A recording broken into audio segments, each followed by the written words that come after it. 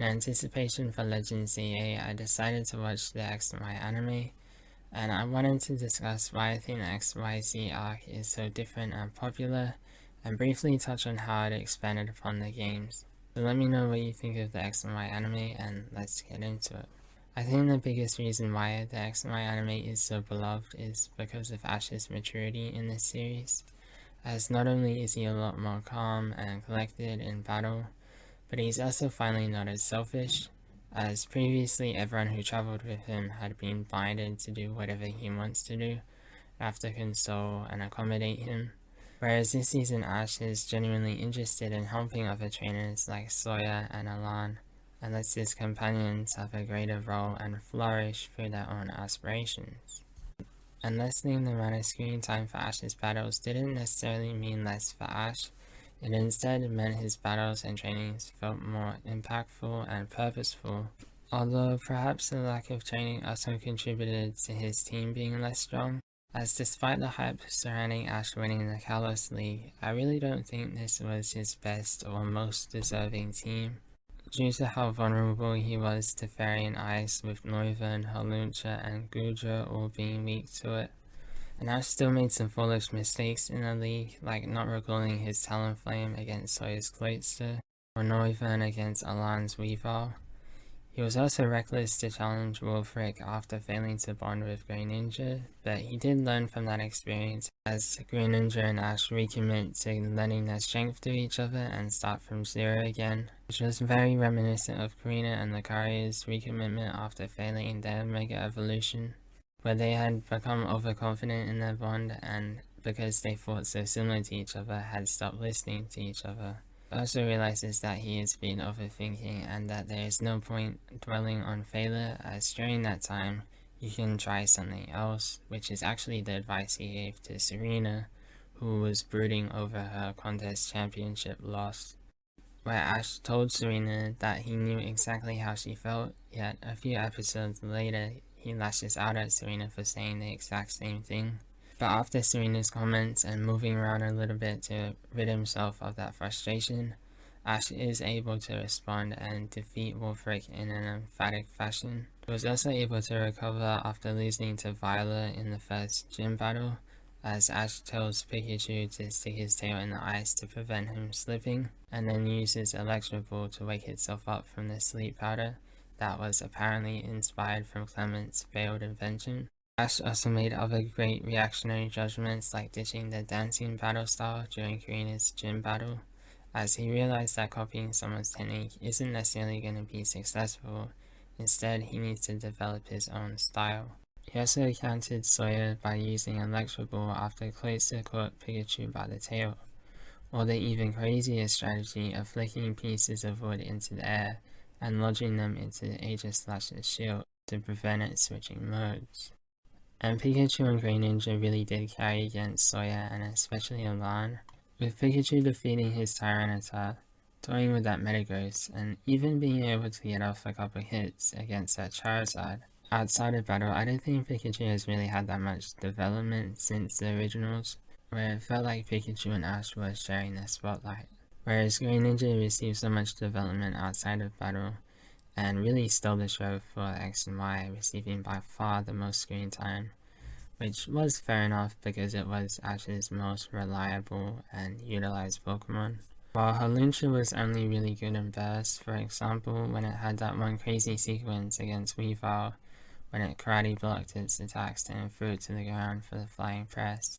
I also enjoyed how it had a genuine reason to follow Ash, considering Ash improved its flying press, so Haluncha could maintain its fighting style while still being very effective. Unlike Haluncha, Ash pushed Gudra to stay at the Pokemon settlement, and I loved how Gudra demonstrated its determination and love for Ash for its signature move Bite.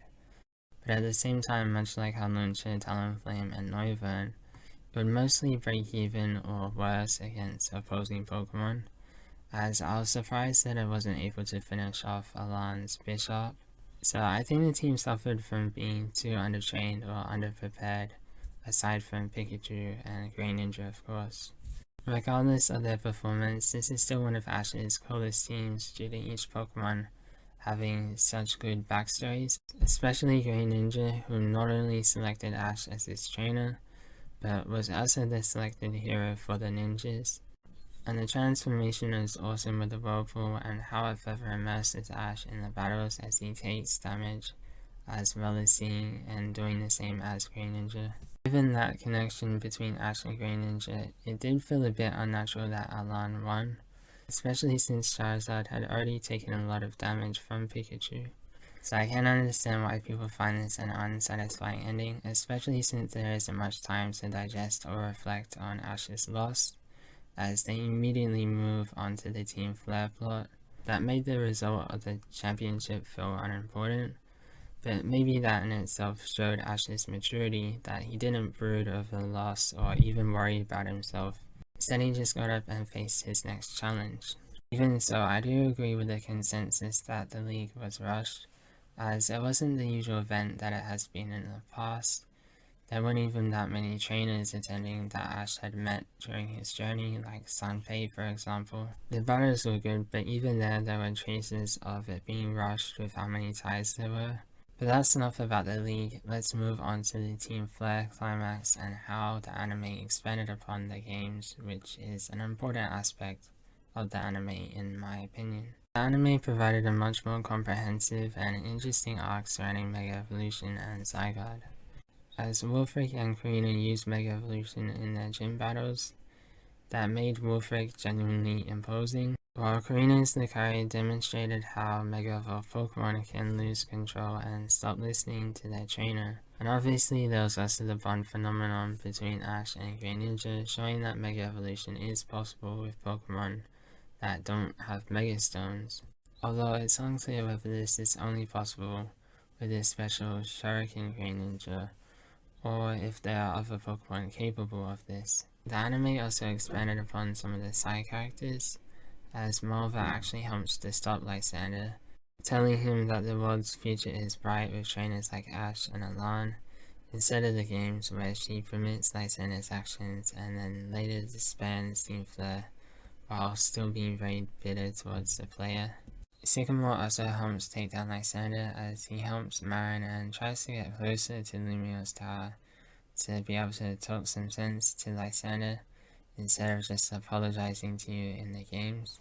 I also enjoyed how the anime gave Shauna and Tiana more distinguished roles in the anime, as Shauna encourages Serena in her goal of becoming a contest champion, while Tiana is much more ambitious of a trainer, whereas in the games Tiana and Sharon don't really aspire to anything, they just follow you around the region. As for Trevor, well, nothing really changes for him in the anime, but it's just Trevor, so it doesn't even matter. But we'll move on to Ash's companions, where Serena's development is probably the highlight of this series for me. As I mentioned earlier, Ash is more mature and not as selfish in this series, so Serena was offered more opportunity to actually make decisions and have episodes centered around her. Whereas in previous series, episodes centered around the companions have been pretty sparing. There were a few other episodes with Misty as the star, but she had to virtually give up her own aspirations to follow Ash around. Whereas Serena was able to work towards her aspiration of being a contest champion while still traveling with Ash. And I think this might be the best development we've seen from a side character or companion. That may be because, unlike other companions whose personality or role has been dictated from the games, Serena was a rather blank character that didn't really know what to do yet, but discovers this as she journeys with Ash. My favorite part of her storyline is after she loses her first contest, she wakes up early the next morning and vows to be better, and symbolizes this promise by cutting her hair. That kind of symbolizes letting go of your past failures. I've heard some say they didn't like her storyline because they didn't like Pokemon showcases that felt forced in Kalos. And I do agree that I wish they did something more original, as there isn't anything in X and Y about showcases, and we've also seen this contest focus in the past with May and Dawn. The point isn't about the showcases, they could have just skipped those for all I care. To me, it's about the character development that Serena went through as she learned to be more confident and calm from Ash. She also learned from Arya to smile more, and that the point of contest is to give back to others and make others smile. And I guess the X and Y anime was also trying to incorporate Horn with the release of Omega Ruby and Alpha Sapphire, which is why we got Sawyer, Steven, and I assume showcases, and that's also the region Serena eventually travels to. That gives Serena much more closure to her story than many of Ash's other companions. They also cleverly integrated Bonnie in the XYZ arc, with her taking care of Squishy, and she ended up being the main reason why Zygarde wanted to protect humanity. If I had one complaint about the XYZ arc, it would be how much they stretched the Zygarde arc, the catching and recapturing of Squishy or the other Zygarde cells.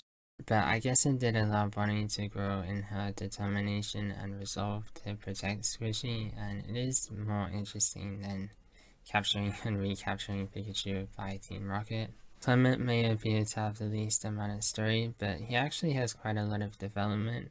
And from winning back his gym from the bot and being able to get Luxio's trust back, he imitates Brock to some extent, even if Serena did the cooking, as he did a lot of the thinking and battle commentary. Unlike Brock, I like how they came up with a reason to why he didn't need to be at his gym, and I like how he actually has some of the spotlight at the end as a foil to Zionski, protesting that technology that seeks to destroy are not inventions, as he occupied Zionski while Clement Bot shut down the machine. That might be the most emotional moment of the series, with Clement Bot losing all of its memories. So it's cool how all of the characters had a coming of age moment, as it wasn't just Ash who was tasked with saving the world, but everyone worked together and matured for that experience. That made for a very satisfying ending, especially since everyone had their own rivals, whether it's Serena with Miet or Clement with Zionski, or most importantly Ash with Soya and Alan. That may have been the best combination of rivals we've had in the anime, as Soya and Alan contrast Ash very differently. Soya is very analytical and is one of the only rivals that actually looks up to Ash. We've had rivals like Richie in the past who have a very friendly competition with Ash and support each other, but Soya directly learns from him and grows dramatically stronger. Like, I was not expecting him to develop so much by the time of the league, but he arguably deserved to win against Ash as he stumbled him on so many occasions, though Ash was able to think of some equally brilliant responses. Whereas Alana is a much more natural foil to Ash, as they are both very instinctual battlers, both making very risky decisions in battle, yet they are both equally calm yet competitive, and place an equally high amount of trust into their aces.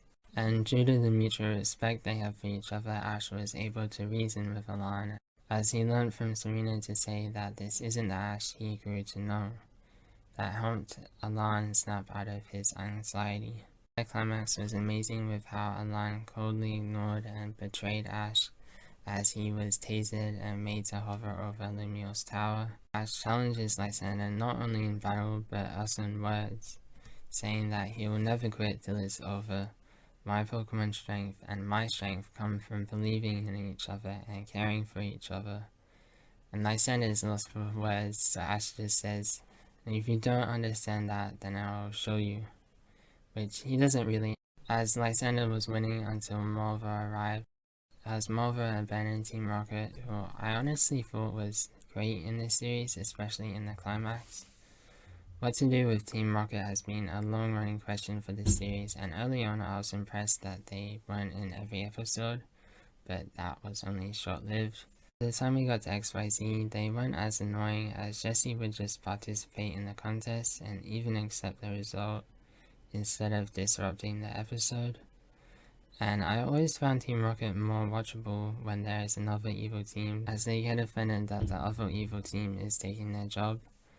So they actually ended up helping the Twerps as they battled one of Team Flare's wardens that allowed Serena and Marion to pass. And importantly, they didn't interrupt the Pokémon League, and even ended up broadcasting the disasters to help the people of Kalos. I think that's a great example of how X and Y balanced the silliness with some seriousness to make this series and an enjoyable watch for all ages.